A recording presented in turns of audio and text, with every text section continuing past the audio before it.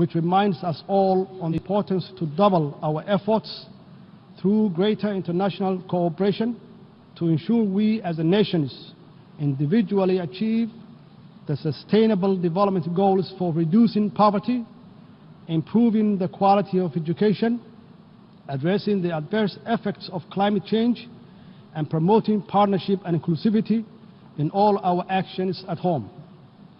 Partnership in all their forms are a must if we are to overcome the greatest common challenges of our time, including security, poverty, climate change, and sustainability.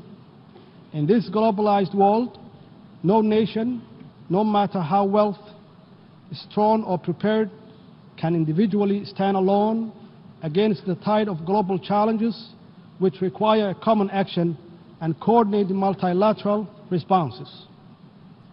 We must strive to create the condition for individual fulfillment and common prosperity in line with the vision of sustainable development goals. I'm grateful to be here with our valuable partners, of whom many are represented in this great assembly today, for the constructive role they are playing in Somalia's successful journey to full recovery from a very difficult past. We are also grateful for the role of the United Nations has and continue to play in Somalia's development journey on the ground. We are committed to working with the United Nations to advance our inclusive national development agenda. Indeed, Somalia is a great example of the importance and success of the international multilateral system, as it has been benefited from the support of both the United Nations and its member states bilaterally. Somalia's road to recovery, led by its resilient people and government, has come a very long way, and yet we cannot be blind or remain silent on the discontent with the rise in inequality, poverty, and division caused by unfair globalization, which has become dominant in the world today. Without doubt, inclusivity in all its manifestations must come to the fore if we are to succeed in galvanizing multilateral efforts for global security, poverty eradication, quality of education, and climate action alongside the other development priorities. Mr. President, Somalia is also playing a key role in the Horn of Africa's socio-economic development, and we are confident that the cooperation between the Horn of African countries will enhance economic development, political stability, social, cultural connectivity, and most importantly, security cooperation among the countries in the region. Horn of Africa region offers unrivaled opportunities for economic development and growth for its people if we can further strengthen the political, social, and economic ties between our countries and our global partners. Horn of African states are not alone in working together towards a better future for their countries and people, because we have many friends who are supporting us all along the way for the interest of peace and security in the wider world, and we thank them. While Somalia promotes economic integration in the region and encourages its business community to invest in countries in East Africa and beyond, Somali communities continue to invest in the Republic of Kenya, which indeed contributes to the growth and economic prosperity. Somalia and Kenya are neighbors on the Indian Ocean coast of East Africa who enjoy peaceful and friendly relations. We owe much to Kenya for their steadfast support for Somali's people over the years. While our overall relations are excellent, our maritime boundaries has never been delimited and is the subject of disagreement between our two sister states. Bilateral negotiations did not achieve an agreement in the past.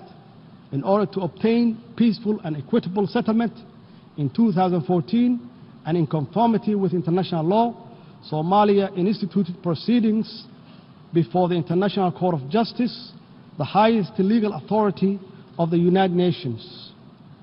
We are very pleased that the court found that it had jurisdiction to resolve the dispute and that it scheduled final hearing on the merit of the case for the first week of November this year. Somalia, as a member of the United Nations and a party to the statute of the court, is committed to seeing this judicial settlement process through to its end. Somalia has pledged to comply with the court's final judgment and to accept the boundary that is delimited by the court.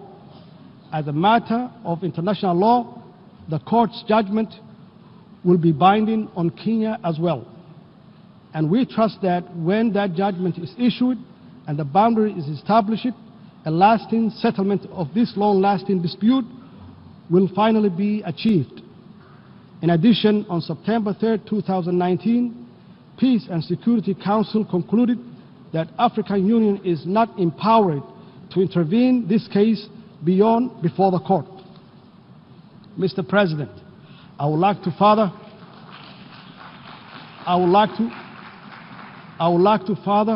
report that at the margin of the 74th United Nations General Assembly in New York, and exactly on Tuesday night, September 24, 2019, President Al-Sisi of Egypt, who is also the current chairman of the African Union, convened and chaired a meeting between me and the President Uhuru of Kenya, the meeting which was very fruitful.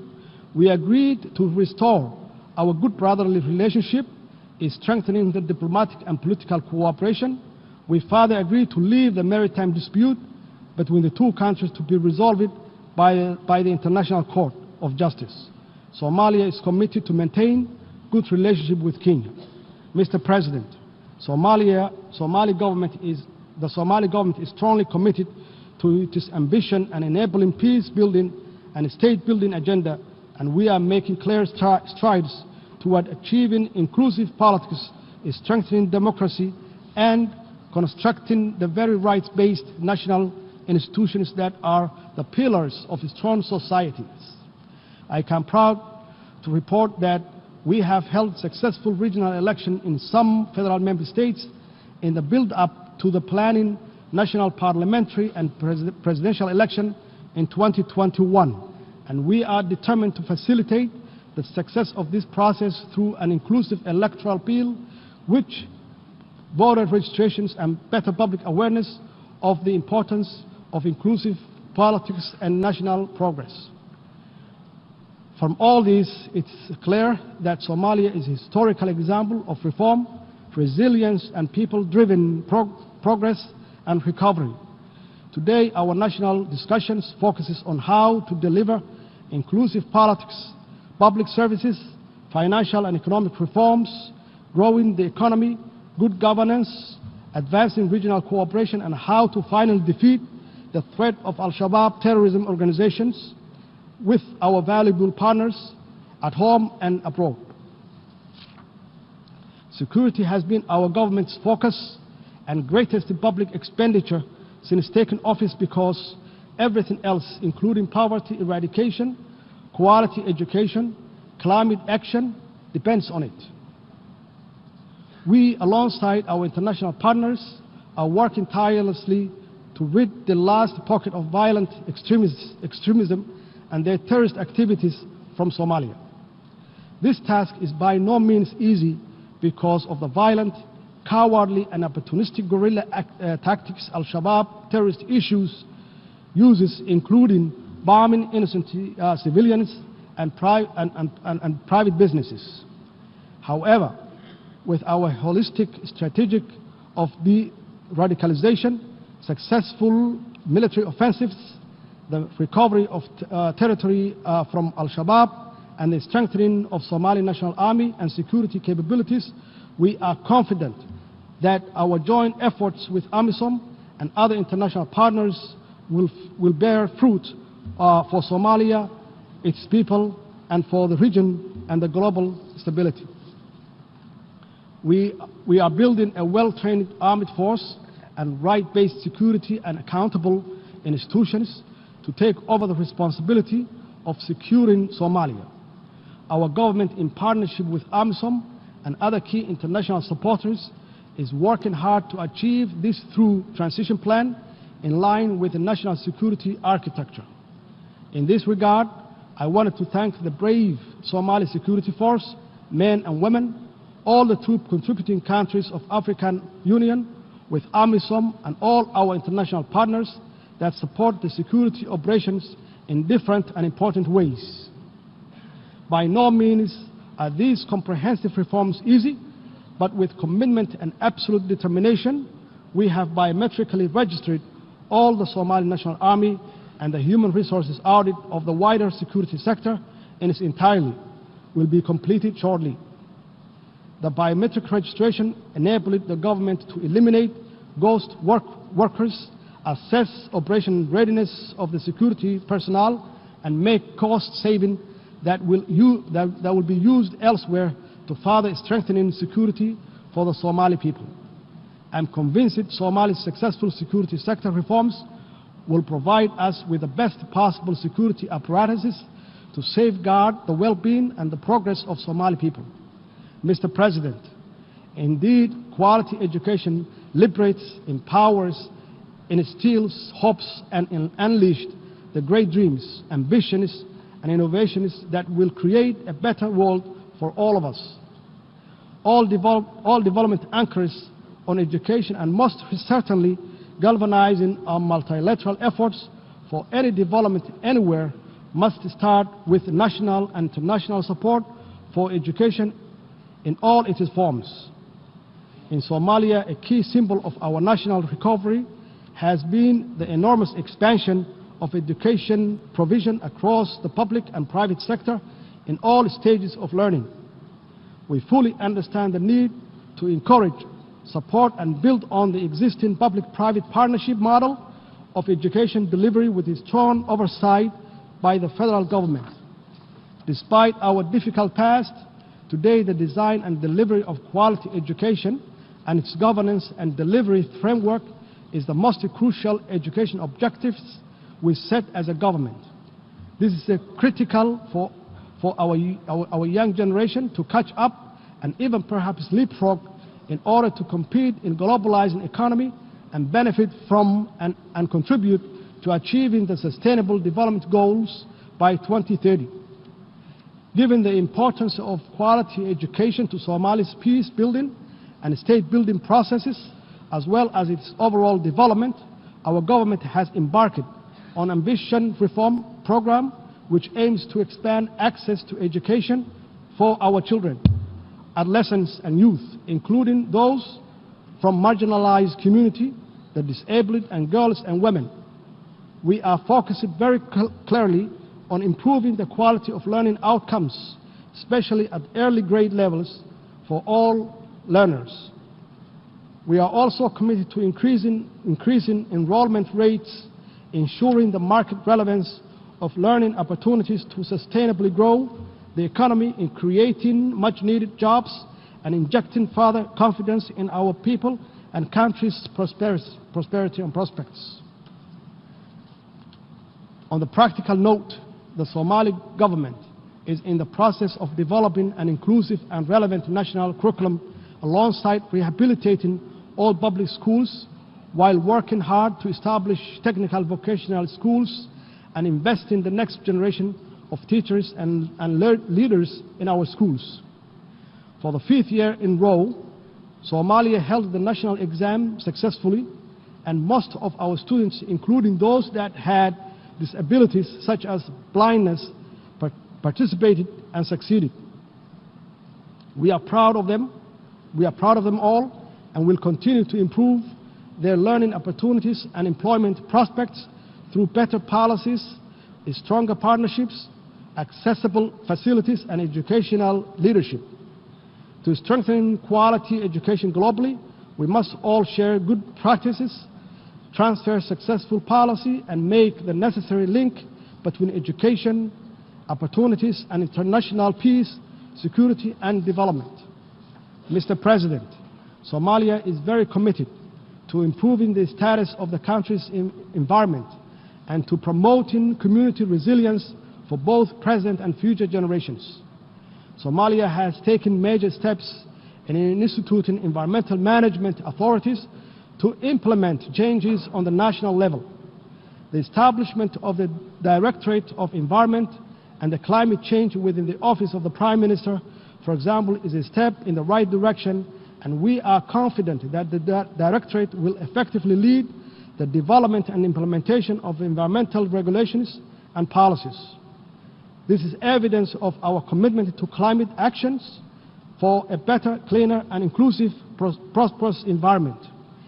Indeed, climate change threatens to increase the frequency and severity of environmental impacts, and Somalia and the country with a long-standing coastline in continental Africa is already experiencing the effect of rising sea levels and rising average temperature that's exacerbated by the effects of degraded land and deforestation.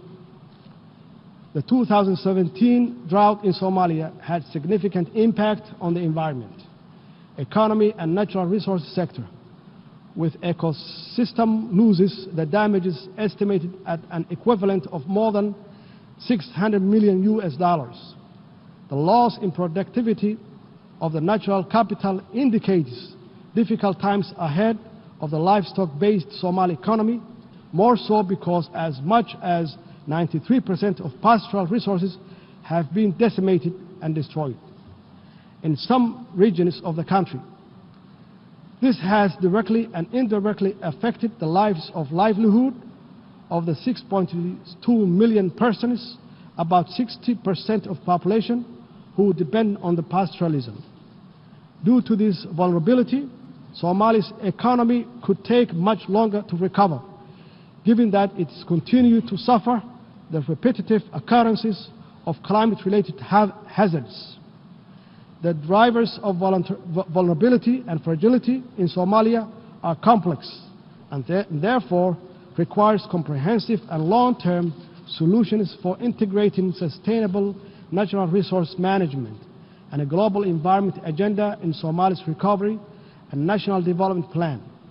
The lesson from our experience is that climate change or climate action is urgently needed to reverse the catastrophic environmental damage which pose an existential threat to our collective future. Mr. President, let me assure you that my government is fully committed to the outcome of Paris Agreement and equally other multilateral environmental agreements which protect our planet and safeguard the future for all.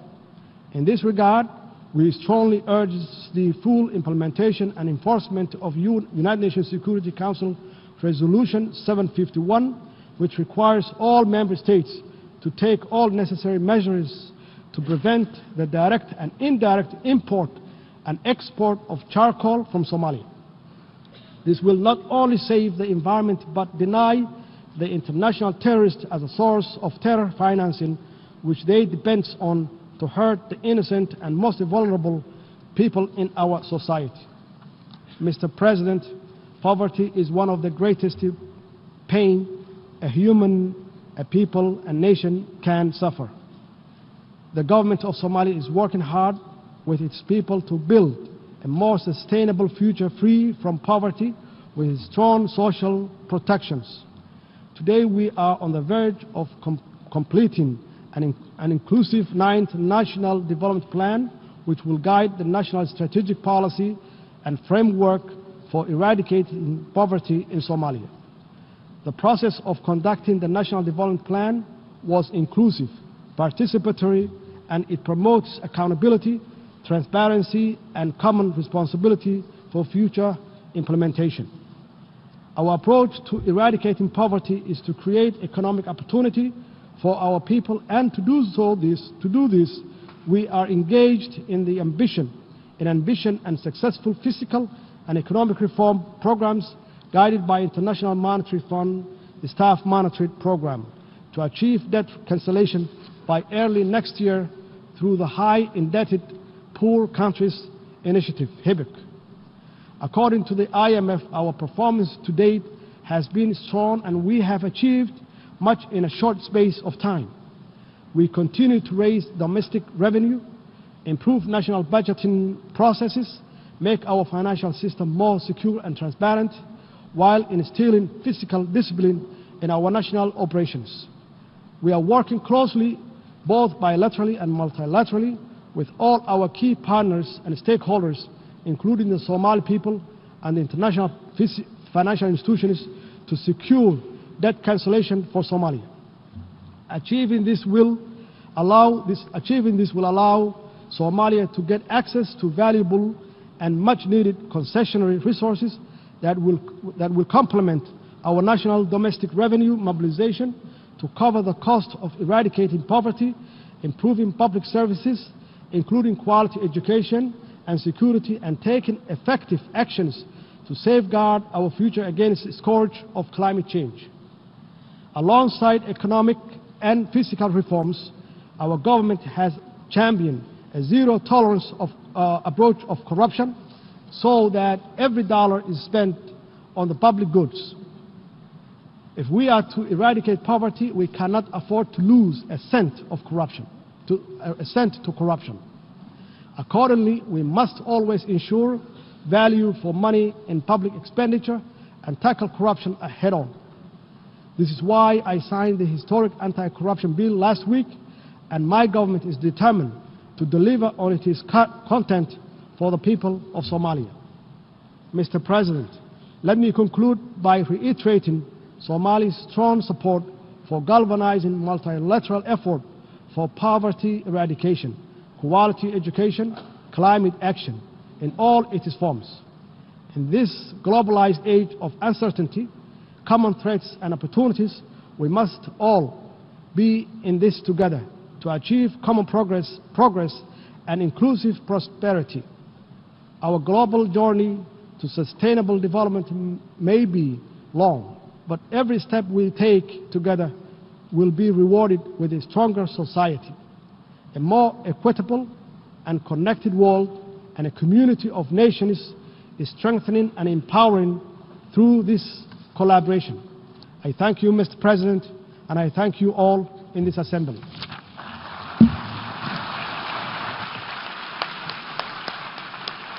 En nombre de la